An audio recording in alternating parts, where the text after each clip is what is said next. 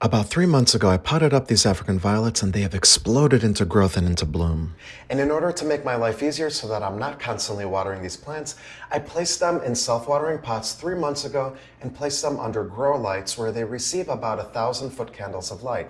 And keep in mind that if your African violets are blooming their heads off like these are and are healthy, then that growing location is also a great growing location for your Phalaenopsis orchids. But the key to self-watering pots for African violets is to use a very fluffy soil. If you use African violet potting mix straight out of the bag, it will not be sufficient.